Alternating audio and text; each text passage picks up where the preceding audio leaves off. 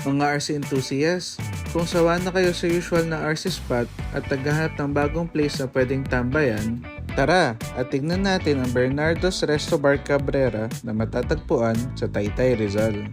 Ang interesting dito, hindi lang pala resto bar ang makikita natin, may RC track din. Dito, dalawang bagay ang makukuha mo, isang RC adventure at good vibes.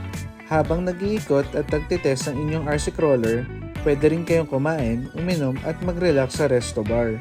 Perfect para sa mga RC enthusiasts na gustong mag-enjoy kasama ang barkada. Pero syempre, ang highlights natin dito ang kanilang RC track. May mga wooden bridge, matatarik na akyatan, uneven terrain, hanging section, at mga obstacle na talagang susubok sa driving skills.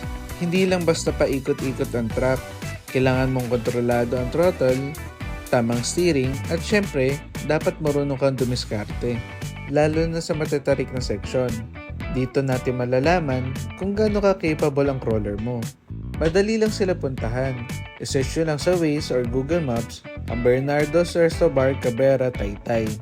Open ang Bernardo's Resto Bar tuwing Tuesday to Sunday from 5 p.m. to 2 a.m. Mas ibang atmosphere kapag gabi, lalo na kapag headlights na lang ng crawler mo ang nakikita.